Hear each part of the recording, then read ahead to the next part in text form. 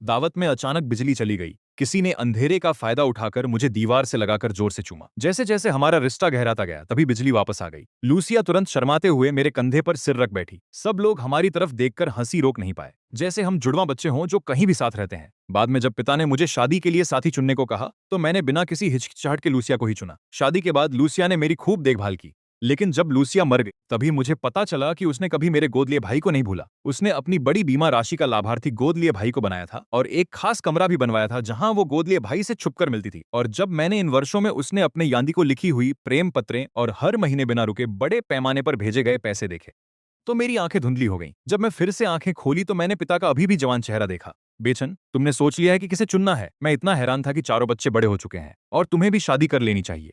जिसे भी चुनो, पापा को बता देना। मैं वाकई उस दिन पर वापस आ गया था जब मैंने अपनी भविष्य की पत्नी चुनने की घोषणा करनी थी। लिंजा अंशन का सबसे ताकतवर परिवार है और मैं उनका इकलौता बेटा हूँ, ताकि मैं भविष्य में एक अच्छी बहू पा सकूं। लिन के पिता ने 4 परिवारों में से 4 लड़कियों को मेरे लिए चुना था, जो बचपन से मेरी बॉडीगार्ड की तरह मेरे साथ रहे। उनके पास ताकत, बुद्धिमानी और खूबसूरती सभी में नंबर 1 की क्वालिटी थी। लूसिया वह लड़की थी जिसे मैं सबसे ज्यादा पसंद करता था। मैं पहले ही उसके दिल में गिर चुका था। जहां भी जाता मैं खास तौर पर उसे अपनी सुरक्षा के लिए चुनता था। लेकिन आज जब पिता ने पूछा कि क्या मैंने अपनी भविष्य की पत्नी चुन ली है, तो मैं चुप रहा। पहले मैं बिना किसी झिझक के लूसिया को चुन लेता था, पर आज मैं इतना सोच रहा था। लिन फू ने प्यार से कहा, वही लड़की चुन लो। लुजाइन 4 परिवारों में सबसे कमजोर नंबर पर है, लेकिन अगर वह तुम्हारी अच्छी तरह से देखभाल करेगी और जल्दी से मुझे पोता पोती देगी तो मैं तुम्हारी शादी मंजूर कर लूंगा।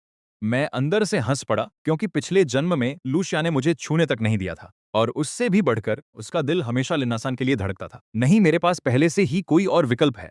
बाकी लोगों को पता है कि तुम लूशिया को पसंद नहीं करते, अब नहीं पसंद करते, आगे कभी पसंद नहीं करोगे। 4 बड़े परिवार के लोग पहले ही पूरी तरह से इकट्ठा हो चुके हैं और कमरे में मेरा इंतजार कर रहे हैं। जैसे ही मैं आया, लूशिया ने मुझे एक तरफ खींचा और कहा, मुझे पता है कि आज तुमने मुझे चुना है, लेकिन बड़े साहब, मेरा दिल पहले ही किसी और के लिए धड़कता है। उम्मीद है कि तुम अपना फैसला बदल सकोगे। ये बातें मैंने पिछली जिंदगी में भी सुनी थी, लेकिन तब मैं बहुत आत्मविश्वासी था और मानता था कि एक दिन मैं उसका दिल जीत लूंगा। लेकिन इस बार मैं नहीं मानूंगा। लूशिया, मैं किसे चुनता हूं, ये तुम्हारा काम नहीं है। अगर तुम सच में मुझसे शादी नहीं करना चाहती, तो अभी अपने माता पिता के साथ चले जाओ और मेरी जिंदगी से हमेशा के लिए दूर रहो। लूशिया हैरान रह गई।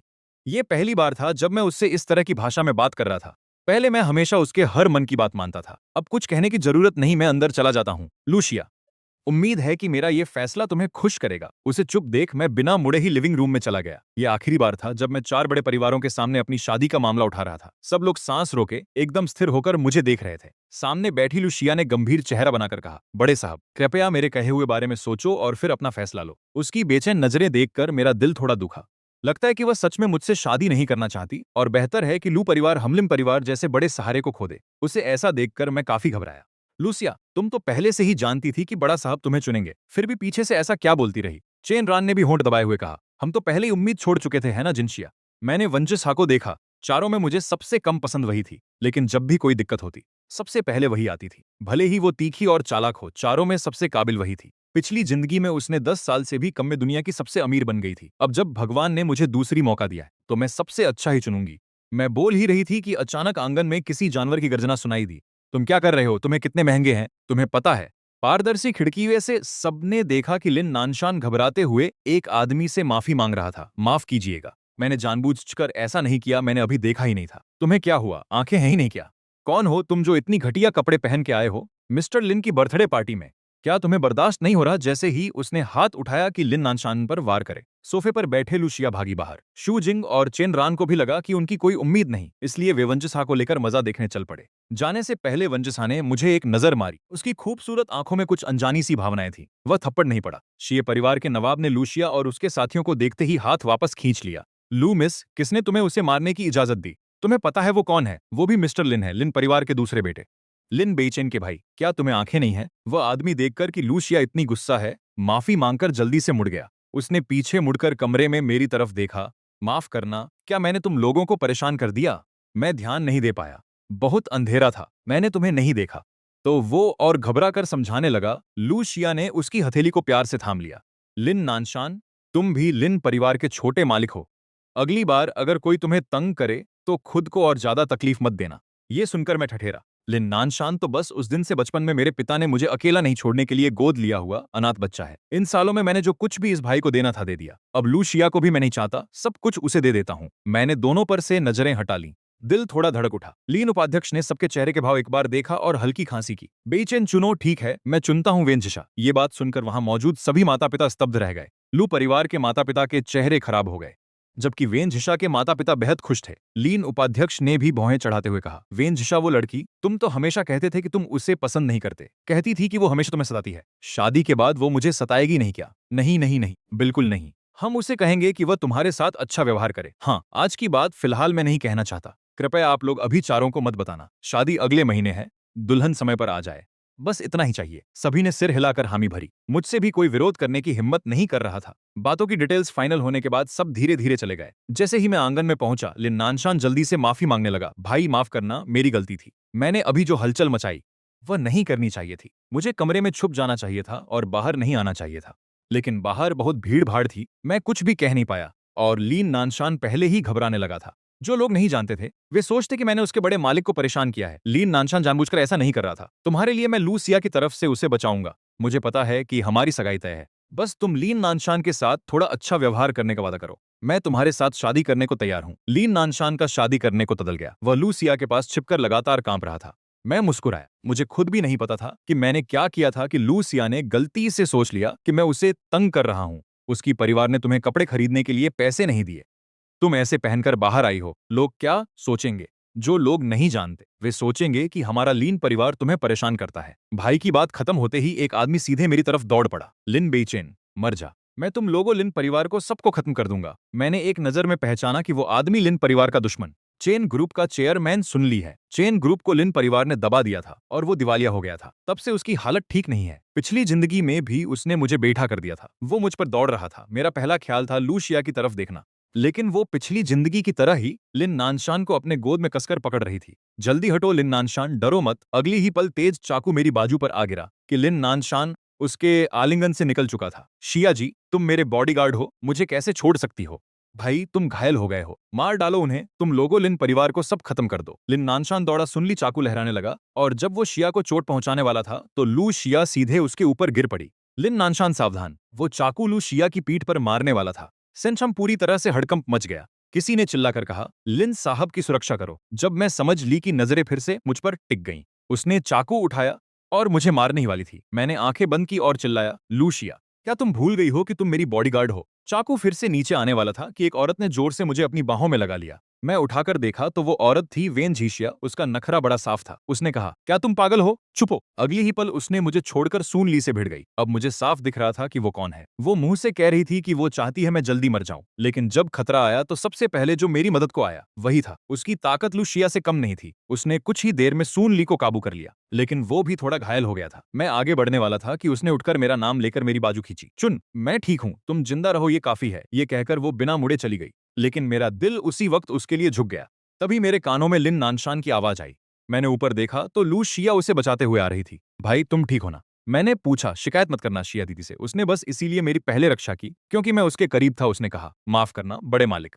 अभी अभी लूशिया समझाने की कोशिश कर रही थी। मैंने उसे ठंडे दिल से देखा। उसे समझाने की जरूरत नहीं है। मैं घायल हूं और परिवार के नियमों के मुताबिक मुझे सजा मिलनी चाहिए। मैं सजा मानने को तैयार हूं। बड़े हॉल में लूशिया एकदम स्थिर होकर बीच में घुटने टेके बैठी थी।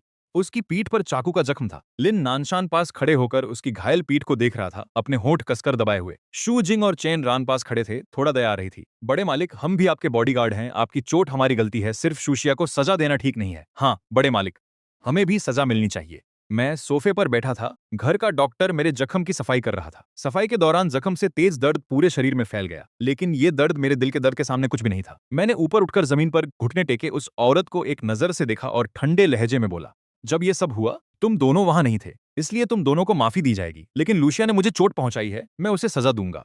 तुम दोनों को क्या लगता है, सही है या नहीं? शू जिंग और चेन रान एक दूसरे को देखे और फिर उसके लिए मिन्नतें करने लगे। लेकिन वो तुम्हारी होने वाली पत्नी है, उसे चोट पहुंचाना और भी दर्दनाक नहीं। हाँ, आपको लूशिया से इतना प्यार है तो कैसे सह सकते हैं कि वो घायल हो? मैंने अभी कुछ कहा भी नहीं था कि लूशिया, जो सीधे घुटने टेके हुई थी, बोलने लगी। अगर हो सके तो मैं चाहता था कि बड़े साहब ने जो चुना हो वो मैं नहीं होता। मैं उठकर आदेश देता हूं कि वो टहनियां लेकर आओ। ये वह टहनी है जो पिता ने मुझे सिर्फ उनके चारों केलिंग घर में पहली बार आने के दिन बनवाई थी। पिछले 15 सालों में मैंने कभी इस टहनी को इस्तेमाल नहीं किया। अब जब तुम खुद मंजूर हो सजा पाकर, तो मैं भी दया नहीं दिखाऊंगा। जैसे ही ये बात खत्म हुई, टहनी जोर से उसकी पीठ पर मारी गई। शाजे लुशिया ने एक भी आवाज नहीं की, ना तो हंसी ना ही कोई चीख। मैं झाड़ियों का डंडा पकड़कर कांप रहा था। पिछली जिंदगी में उसने मेरी पूरी खुशी चुरा ली थी। इस सोच से मेरा सारा बदन कांप रहा था। मैंने घायल हाथ उठाकर दूसरा डंडा मारने ही वाला था कि लिन नानशान दौड़ता हुआ आया और जोर से उसे एक चाबुक खिला दिया। लुशिया घबराकर उसे अपनी बाहों में भर लिया। लिन बेचैन, मैं तुम्हें उसकी तरफ हाथ उठाने नहीं दूंगा। वो खुद मुझ पर आई थी, इसका मुझसे क्या लेना देना। तीसरी मुक्सवार लगने से पहले तुम आ रहे हो या वो? भाई मत करो। लिन नानशान दर्द से बेहोश हो गया। लुशिया घबराकर चिल्लाई, किसी को बुलाओ और उसे उठाओ।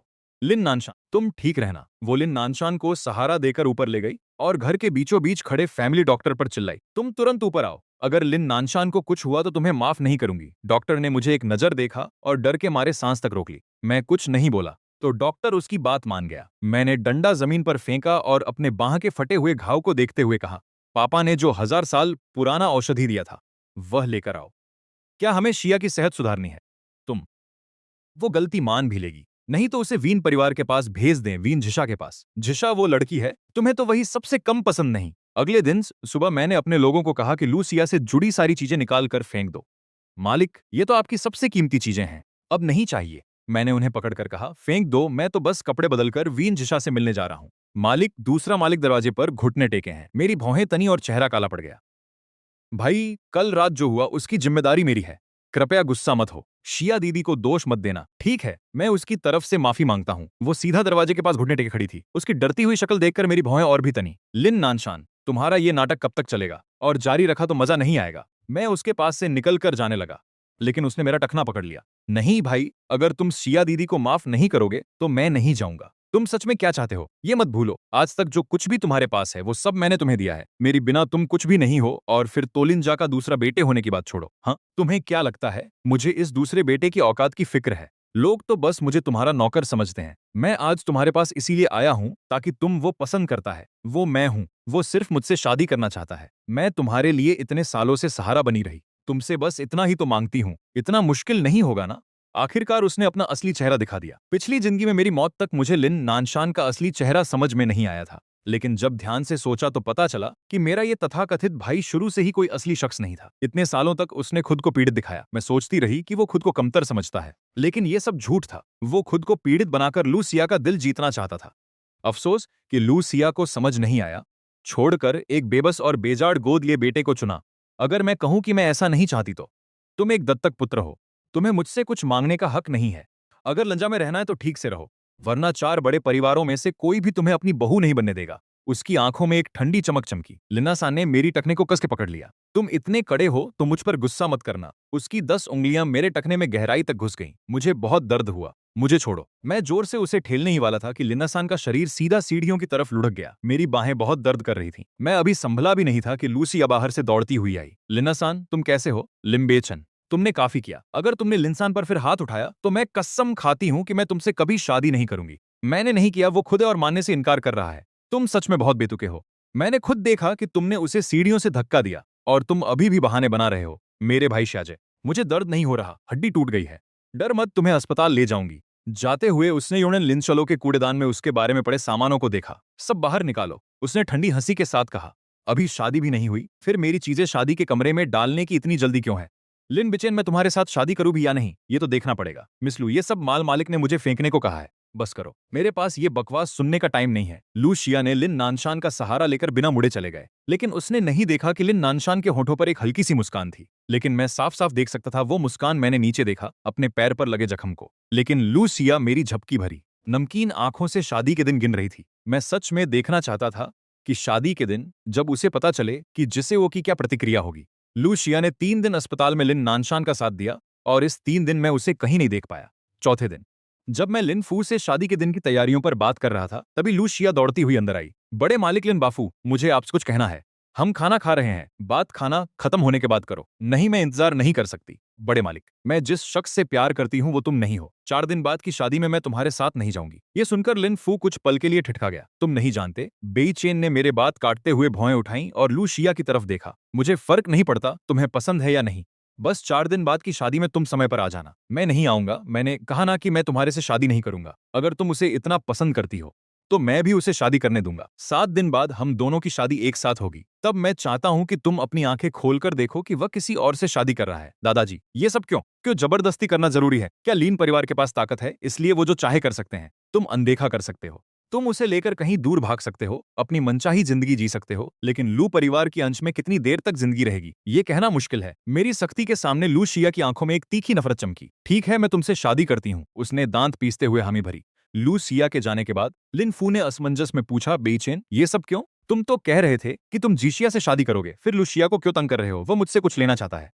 काफी देर बाद मेरा गुस्सा धीरे धीरे कम होने लगा। पापा, आप उन्हें पूरा कर दो। 7 दिन बाद मैं और लिन नानशान एक साथ शादी करेंगे। मैं वंजीसा के साथ जाऊंगा और लिन नानशान लुशिया के साथ। अगर वह लिन नानशान को इतना पसंद करती है तो मैं उसे पूरा करता हूँ। मेरा मन नहीं लग रहा था।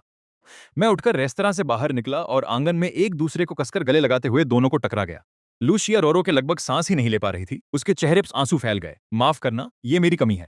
उसने लू परिवार की ताकत से मुझे धमकाया, इसलिए मुझे उससे शादी करनी पड़ी। लेकिन मैं तुमसे वादा करती हूँ, इस जिंदगी में मैं उसे कभी भी अपना करीब नहीं आने दूंगी। लिन नानशान, मैं तुमसे प्यार करती हूँ। लिन नानशान बार बार उसके चेहरे से आंसू पोंछता रहा। दिल में उसका दर्द महसूस करते हुए उसे अपने बाहों में भर लिया। क्यों? क्यों भाई मुझसे ऐसा कर रहा है? मैंने तो बस तुम्हें पसंद किया था। क्यों मेरी जिंदगी इतनी कष्टमय है? क्यों मैं सिर्फ एक अनाथ हूँ? शिया दीदी, मैं ऐसा नहीं चाहता। तुम किसी और से शादी कर चुकी हो। जब दोनों का प्यार इतना गहरा हो गया कि वे एक दूसरे को गले लगा लेते हैं, वो रोमांटिक पल देखकर जो लोग नहीं जानते शायद मर मिटते, लेकिन मुझे तो बस हंसी आती है। लिन नानशान, क्या तुम्हें पता है कि मैं तुम्हें क्यों पसंद करती हूँ और बड़े साहब को क्यों नहीं? 10 साल पहले जब मैं बॉडीगार्ड ट्रेनिंग ले रही थी, मेरी ब्लड शुगर कम हो गई थी और मैं बेहोश हो गई थी। तब तुम बारिश में भीगते हुए, लड़खड़ाते हुए मुझे अपनी पीठ पर उठाकर लिन परिवार तक ले आए थे और कहा था कि मुझे संभालना है। उसी दिन से मैंने वादा किया कि मैं तुम्हें पूरी जिंदगी प्यार और संभाल कर रखूंगी। लिन नानशान सामने खड़ी उस औरत को देखकर थोड़ी देर के लिए चुप रह गए, लेकिन कुछ नहीं बोले। और मुझे आखिरकार समझ आया कि लू शिया को लिन नानशान से इतना प्यार क्यों था। असल में उसने उस साल की मेरी जगह लिन नानशान को समझ लिया था। हाँ, एक कड़वी मुस्कान होठों पर आई। मैंने होठ दबाकर तंज कसा, लू शिया, तुम कितनी बेवकूफ हो। मैं ऊपर जाने लगी। कमरे में घुसते ही कोने में किसी का साया दिखा। मेरी भौहें तनी और मैं उसे धकेलने ही वाली थी कि आधा चिल्लाकर रुक गई। इसके बाद मैंने कभी खतरे में पहला नाम उसके नाम का नहीं लिया, वेन झीशिया। मैंने गहरी सांस ली और नाम बदलकर देखना चाहा कि क्या वेन झीशिया मेरे सामने आएगी। अचानक सामने वाला साया हिला, दरवाजा खटखटाया और ने दीवार पर लगी लाइट जलाई। वेन झीशिया खिड़की के पास बैठी थी। मैं उसके पास गई। इतनी देर हो गई है और बाहर अभी भी बारिश हो रही है। तुम यहाँ क्या करने आए हो? मैंने तो कहा था कि तुम घर आराम करो। कुछ नहीं, बस तुम्हारे जख्म देखना था। महिला बिना कुछ कहे मेरा बाजू पकड़कर नीचे झुकी और जख्म को देखा। जब उसने मेरी बाजू पर पड़े निशान देखे तो उसकी भौएं तनी। आशा है ये आखिरी बार होगा जब मैंने तुम्हारी रक्षा की। तुम शिया से शादी करोगे, फिर मैं शायद कभी वापस नहीं आऊंगा। तुम जा रहे हो। उसकी बात सुनकर मैं घबराया। तुम कहाँ जा रहे हो? पता नहीं, पर चिंता मत करो, मैं तुम्हारी शादी में जरूर आऊंगा, फिर जाऊंगा। दादा साहब, आखिर हम दुश्मन हैं। तुम्हें आग में कूदते हुए देखे बिना तो मन नहीं माना जाएगा। खैर वंचिसा, तुम मेरी शादी में जरूर आना। हाँ, चलती हूँ। वंचिसा मुड़कर चली गई। उसने मेज पर रखी जड़ी बूटी वाली दवा की तरफ देखा। असल में मेरी तबीयत हमेशा से ठीक नहीं रही। मैं दवा पीते वक्त अक्सर टालमटोल करती और कभी कभी चोरी छिपे दवा भी फेंक देती थी। दवा लेना याद रखना। उसने मुझे एक टॉफी फेंकी और दरवाजा बंद कर दिया। फल की टॉफी देखते हुए मैं हंस पड़ी। वो सच में हर बार मेरे दवा पीने के वक्त आ जाता है और मुझे एक टॉफी देता है। पिछली जिंदगी में मैं उसकी अच्छाई क्यों नहीं देख पाई। शादी के दिन मैं और लन्नासान दोनों हीलंजा से निकले। दोनों ने सूट पहना था, लेकिन मेरा सूट खास कारीगरी वाला कस्टम मेड था। लिन्नासान का सूट भी महंगा था, लेकिन जब वह मेरे बगल में खड़ा हुआ तो उसकी चमक फीकी पड़ गई। हम बाहर निकलते वक्त एक आगे और एक पीछे थे। लिम्बेचन, मैं तुम्हें छोड़ूंगा नहीं। लिन नानशान गुस्से से मुझे घूर रहा था, लेकिन मैं सिर भी नहीं घुमाया। इतना जल्दी मत बोलो, शायद थोड़ी देर बाद तुम मुझसे शुक्रगुजार हो जाओगे। लिन परिवार के दरवाजे से बाहर निकलते हुए लिन नानशान की आंखें लाल हो गई थीं। शिया दी, लू शिया मेरे बगल में सीधे खड़ी थी। उसने लिन नानशान की लाल आंखें देखकर अपने हाथ मुट्ठी में बांध लिए और आखिरी बार मुझसे गुहार लगाई, छोटे मालिक, मैं आपसे विनती करती हूँ, किसी और को चुन लो। मैंने उसकी बात का जवाब नहीं दिया, बल्कि दुल्हन के बटन होल को उसके सीने पर लगा दिया। लूशिया, तुम्हारे पास चुनने का कोई अधिकार नहीं है। लिन नानशान को थोड़ा कम आंसू बहाने दो, नहीं तो बाद में उसे अपनी जिंदगी सूनी लगेगी। मेरी इस हरकत को देखकर लूशिया ने लाल होंठ दबा ली और गंभीर होकर बोली, तुम आखिर किससे शादी कराना चाहते हो? क्या तुम्हें दूसरों की इज्जत कुचल कर ही खुशी मिलती है? आज मेरा शादी का बड़ा दिन है, मैं तुम्हारे साथ बहस नहीं करना चाहती। शादी की गाड़ी में चलो। मैंने उसे मजबूर कर शादी की गाड़ी में बैठा लिया। रास्ते भर कोई कुछ नहीं बोला। मैंने एक नजर मारी तो देखा कि शू जिंग और चेन रान दोनों सुंदर पोशाकों में थे, हाथों को जोश से रगड़ रहे थे। मुझे देखकर दोनों जोर से चिल्लाए, वाह बड़े साहिब, आज तो सच में बहुत हैंडसम लग रहे हो। हाँ यार, लेकिन दुल्हन में नहीं हूँ। शिया, शादी के बाद बड़े साहिब का खूब ख्याल रखना। अब मुझे बड़े साहिब मत बोलो। मुझे बेचैन कहो। शादी के बाद तुम्हें मेरी कोई सुरक्षा करने की जरूरत नहीं, अब हम बस दोस्त हैं। ठीक है बेचैन, तुम्हें और शिया को खुशहाल जिंदगी मिले। मैं चारों तरफ देखता हूँ, वंचिसा का कोई अता पता नहीं। भाई मुझे पता नहीं आज तुम मुझे किससे शादी कराना चाहते हो, लेकिन मैं तुम्हें बता दूं, मैं सिर्फ शिया दीदी को पसंद करता हूँ। अगर शादी करनी है तो सिर्फ उसी से करूंगा। लिन्नासन गाड़ी से उतरते ही सीधे एक चाकू लेकर अपनी गर्दन पर रख देता है। सब लोग घबरा जाते हैं। अरे आखिर अपना ही भाई है, कैसे बात इतनी बिगड़ गई। दोनों भाई एक लड़की के लिए लड़ रहे हैं। लिंजा के पास तो कई बचपन की मंगेतरे हैं, कोई एक चुन लेते। पर कौन जाने, यंस तो यंस है, असली बड़े साहिब के सामने कौन टिक पाएगा। अचानक मैं सबकी नजरों में आ जाता हूँ। लूसी या हाथ से चाकू का हत्था पकड़कर लिन नानशान को खुद को नुकसान पहुंचाने से रोकती है। लिन नानशान, मैंने तुझसे वादा किया है, मैं उससे शादी नहीं करूंगी। आज मेरी दुल्हन सिर्फ तू ही होगा। उसकी बात खत्म होते ही जो लोग शादी का पोस्टर लेकर आए थे वे एक एक कर कार से उतरे। माफ करना मिस्टर लिन, शादी के पोस्टर थोड़े देर से पहुंच गए। पोस्टर की कतार जमीन पर रखी गई। सब कुछ गड़बड़ हो गया है। लिन बेचैन की होने वाली दुल्हन लूशिया नहीं है, बल्कि वेन झिशिया है।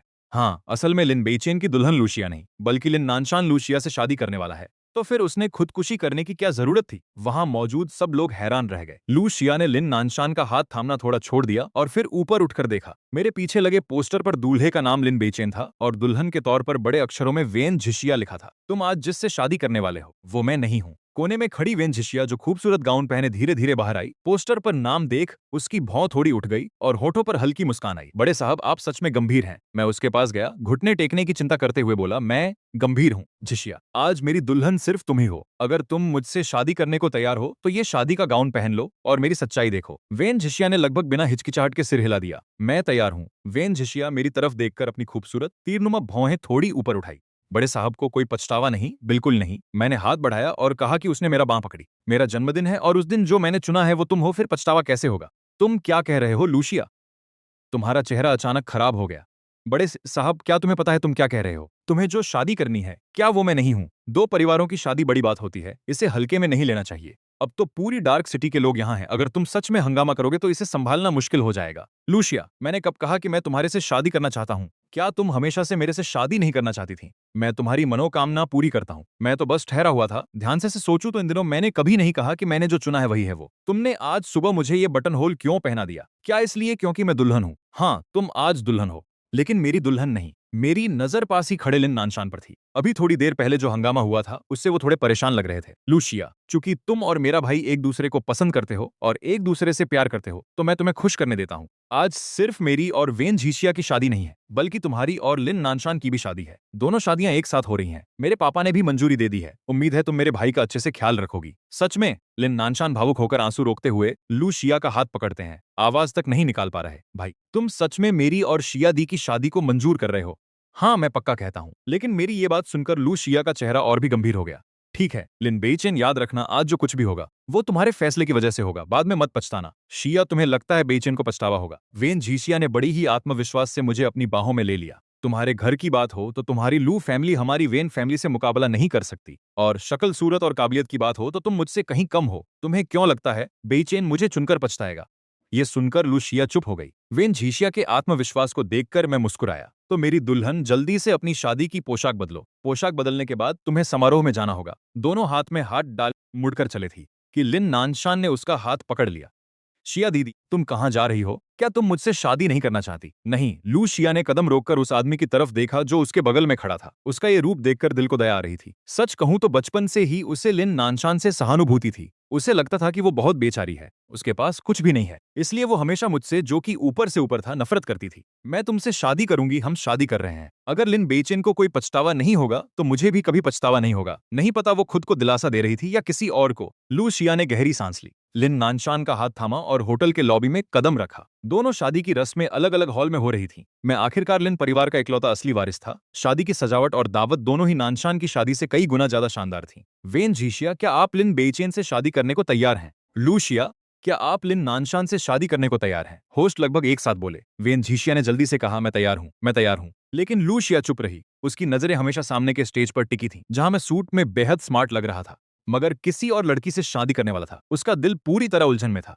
लूशिया, क्या आप तैयार हैं? लिन बेचैन, क्या आप वेन झिशिया से शादी करोगे और जीवन भर उसके साथ रहोगे? मैं तैयार हूं, मैंने साफ साफ जवाब दिया, जिससे लूशिया के दिल में बची हुई आखिरी उम्मीद भी टूट गई।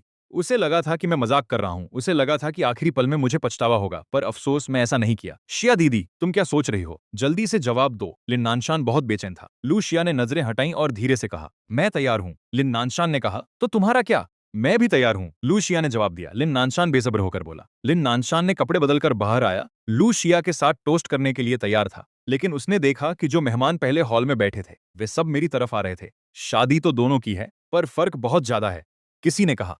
हाँ, सुना है वहां की शराब लाखों की है। लिन परिवार बहुत खर्चीला है, किसी ने जोड़ा। एक दत्तक पुत्र है, दूसरा असली मालिक। तुम्हें लगता है लू शिया की सोच ठीक है?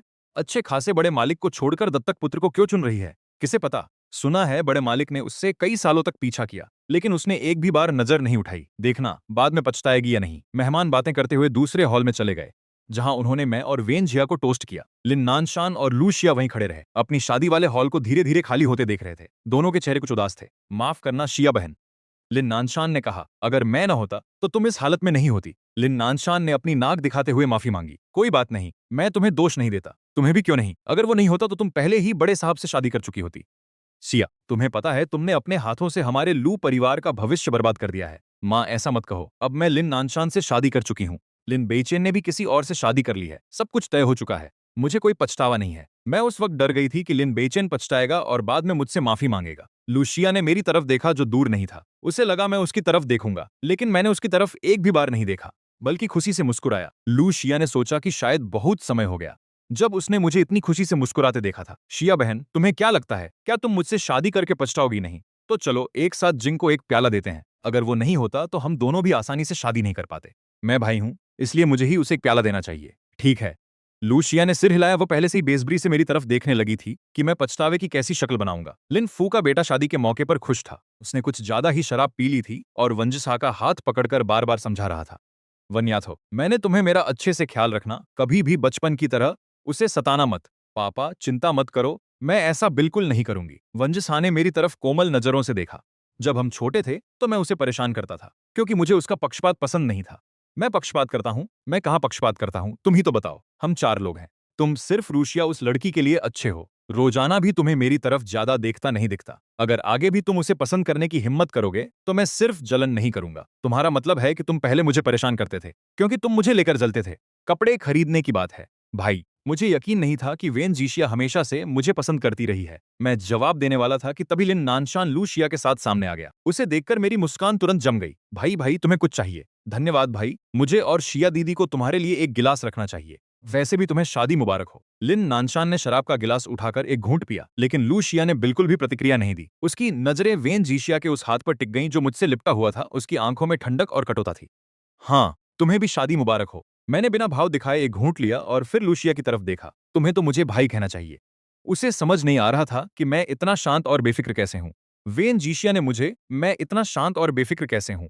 वेन जीशिया ने मुझे और भी कसकर पकड़ा और भौहें उठाते हुए लूशिया की तरफ देखा। नामुमकिन। लूशिया हमेशा से ठंडी और घमंडी रही है। उसे शु जिंग और चेन रान पसंद नहीं थे, और अब वेन जीशिया को भी नहीं देख सकती। अब उससे भाभी कहना तो बिल्कुल भी मुमकिन नहीं। नामुमकिन है। लूशिया, तुम मेरी भाई की पत्नी बन गई हो, मतलब तुम हमारे लिन परिवार की बहू हो। लिन नानशान की खातिर हमारे कुछ कारोबार तुम लू परिवार को दे सकते हो, लेकिन अब तुम एक बार भी भाई या भाभी नहीं कहना चाहती, तो इसका मतलब तुम इस रिश्ते को नहीं मानती। अगर ऐसा है तो छोड़ दो। आगे से लिन परिवार का कारोबार 3 और परिवारों को मिलेगा, तुम्हारे परिवार को नहीं। मेरी बात पूरी भी नहीं हुई थी कि लू पिताजी ने लू शिया का हाथ पकड़ लिया और बड़ी गंभीर आवाज में बोले, शिया, इस वक्त तुम किस इज्जत की बात कर रही हो? अगर मिस्टर लिन हमारे परिवार को कारोबार नहीं देंगे तो हमारा लू परिवार मुश्किल में पड़ जाएगा। तुमने एक दत्तक पुत्र चुना है तो तुम्हें यह सब भुगतना पड़ेगा। लू पिताजी की बात सुनकर लू नानशान का चेहरा बार बार बदल रहा था। आज उसका पूरा मान सम्मान खत्म हो गया था, लेकिन कोई बात नहीं।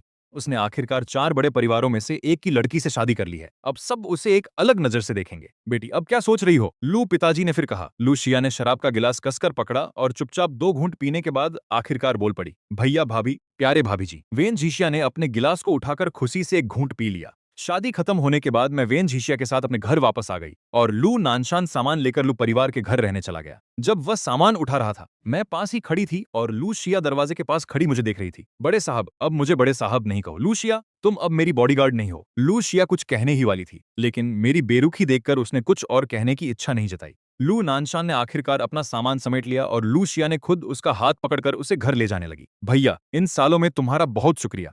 मैं जा रही हूँ। क्यों? साथ चलो ना भैया, साथ चलने की क्या बात है? हाँ चलो। अगर मैं नहीं चलूंगी तो मैं बिना पूछे ही नीचे चला जाऊंगा। कैसे? पछतावा हो रहा है, पर अफसोस मैं तो पहले ही लिन नानशान से शादी कर चुकी हूँ। अब पछतावा करने से कोई फायदा नहीं। किसने कहा कि मुझे पछतावा है?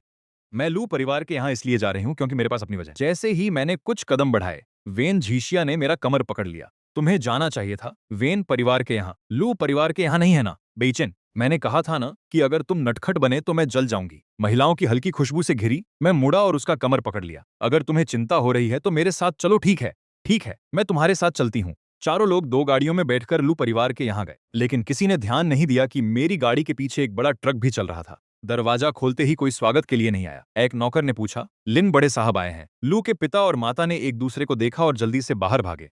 लिन बड़े साहब, क्या वह सचमुच पछता रहे हैं? लिन बेचैन, बताओ तुम हमारे यहाँ क्यों आए हो? बिल्कुल कोई काम है। लू परिवार के लोगों के स्वागत के बीच में अंदर गया, नजरें उठाकर इधर उधर घुमाई और अपने पुराने उपहार देखे जो मैंने लू शिया को दिए थे। इन सालों में मैंने लू शिया पर काफी मेहनत की है। उनका घर का ज्यादातर सामान मैंने नीलामी में बड़ी कीमत देकर खरीदा है। पिछली जिंदगी में ये सब सामान लू शिया ने बेच दिया था और नकद करके लगातार लिन नानशान को भेजा था। इस जिंदगी में मैं उन्हें फिर से सस्ते में नहीं जाने दूंगा भाई।